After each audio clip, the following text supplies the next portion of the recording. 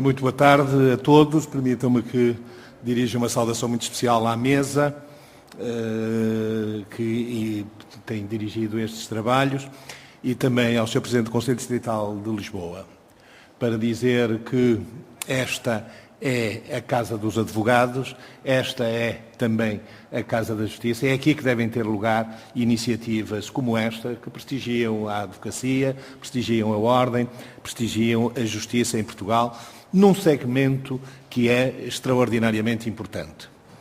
Eu recordo-me que há cerca de 9 anos presidia a Comissão dos Direitos Humanos da Ordem dos Advogados e essa comissão erigiu a violência doméstica em uma das 3 áreas prioritárias de violação dos direitos humanos em Portugal. Era difícil naquele tempo problematizar e agendar para o debate público a questão da violência doméstica, sobretudo num período em que se discutia muito a natureza jurídica do crime, se deveria ser um crime público, se deveria ser um crime privado. A violação dos direitos humanos e, especificamente, no campo da violência doméstica, assenta predominantemente no silêncio das vítimas. O maior aliado dos violadores de direitos humanos são o silêncio das vítimas. A violência doméstica em Portugal é um tipo de crime que tem raízes de alguma forma ancoradas na própria cultura, na própria idiosincrasia, nas próprias tradições da nossa sociedade, do nosso país.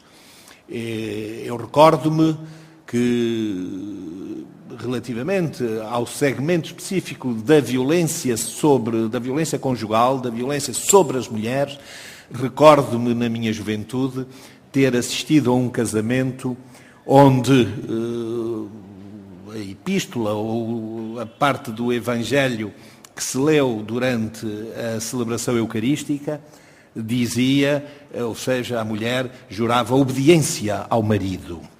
Aquilo ficou-me já naquele tempo, e estamos a falar nos finais dos anos 60, início dos anos 70, aquilo ficou-me porque já na altura se punha a questão da igualdade de direitos, pelo menos nos meios culturais que eu frequentava e que eu convivia. Como é que pode admitir-se que numa cerimónia, num casamento, um dos cônjuges jure, e só um, jure obediência ao outro?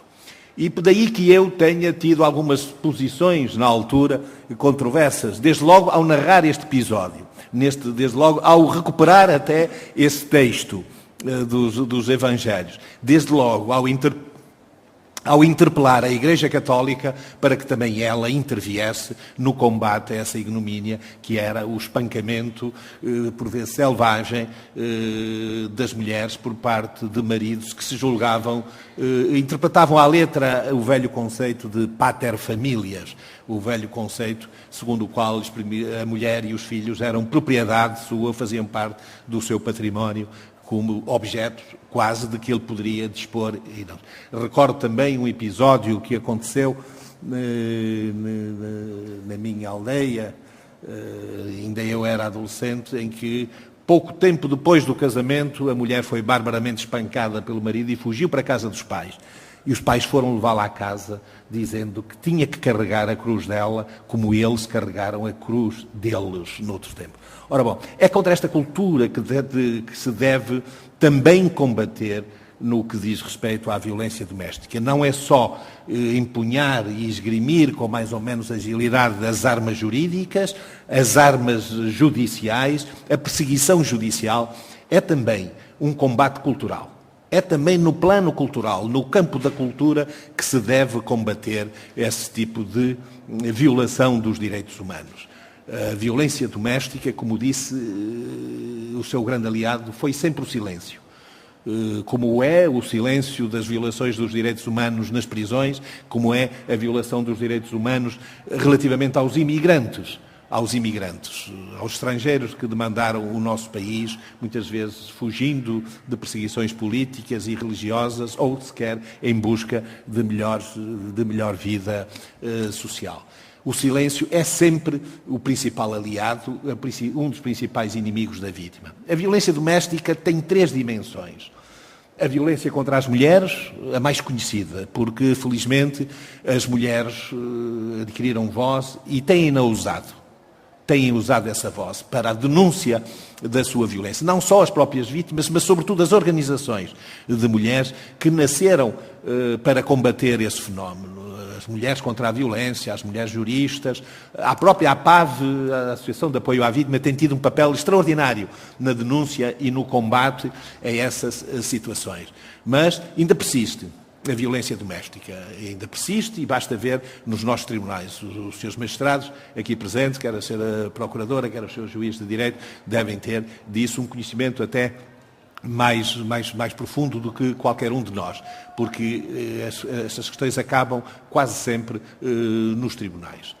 Mas há, a par da violência contra as mulheres, outras 2 formas de violência que muitas vezes assumem proporções maiores e mais hediondas, justamente porque as vítimas ou não têm voz ou preferem não a usar.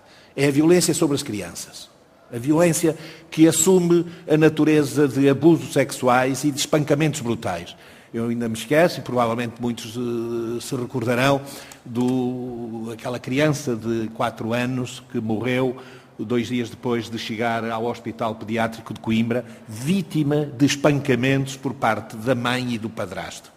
Chegaram ao ponto de levantar a criança pelas orelhas, de assentar a criança nua em água quase a ferver, porque ela não controlava os esfíncteres e sujava a roupa. Uma criança de 3 e 4 anos acabou morrendo vítima direta, como consequência direta, dos maus tratos físicos a que era sujeita. Só se soube disso depois, porque alguém no hospital pediátrico o denunciou publicamente, contrariando também uma prática dos próprios hospitais até aí, dos próprios estabelecimentos de saúde até aí, que não o faziam. Portanto, esta dimensão da violência sobre as crianças é hoje talvez assume proporções mais graves do que a própria violência sobre as mulheres, porque as crianças não têm voz e muitas vezes são ambos os cônjuges que praticam essa violência. No segredo dos muros domésticos, no segredo da casa de habitação.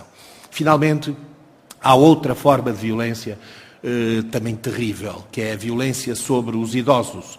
As casas que hoje se constroem não albergam 3 gerações. E, portanto, uma delas, a mais velha, a inútil, aquela que chegou ao fim, deve abandonar as casas, deve ser expulsa das casas para esses depósitos desumanos, de solidão, que são os chamados, eufemisticamente, para muitos casos, lares da terceira idade. Esta violência é terrível porque ela leva muitas vezes ao espancamento, à degradação das condições de vida das pessoas, propositadamente, para elas abandonarem a residência. Também não me esqueço um episódio que eu vivi de forma particularmente intensa do ponto de vista emocional, que foi um velhote de 82 anos, que foi espancado pelo filho porque não queria sair de casa. Não queria ir para o lar que o filho lhe arranjava. E eu fui ter com ele e fui propor-lhe, se ele quisesse, os serviços da Comissão dos Direitos Humanos, inclusive para procedimento criminal.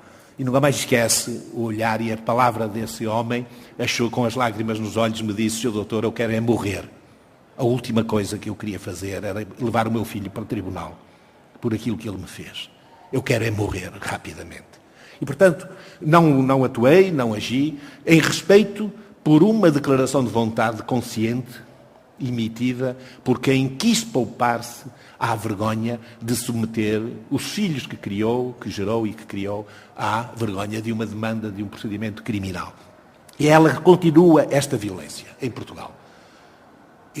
O combate jurídico, o combate pela perseguição judicial é importante para reprimir, para dissuadir, para prevenir é o alastramento dessa violência. Mas um dos segmentos mais importantes desse combate é, como disse de início, tem que situar-se no campo da cultura, no campo da desmistificação de clichês, de estereótipos que subsistem na sociedade portuguesa, ancorados com raízes profundas nas nossas tradições, nas tradições machistas, paternalistas, de supremacia do homem na nossa sociedade, na nossa cultura e na própria moral tradicional e na nossa religião predominante. É também aí que se devem travar esses combates contra esta degenerescência, contra esta ignomínia. Resta-me aguardar as conclusões deste combate, felicitar a todos pela riqueza das intervenções de que já tive testemunho direto por parte do Sr. Presidente do Conselho Distrital de Lisboa e dizer-vos que a Ordem dos Advogados e este Salão Nobre da Ordem dos Advogados manter-se-á de portas abertas para outras iniciativas similares ou sobre outras matérias que queiram levar a cabo. Bem-ajam pela vossa iniciativa.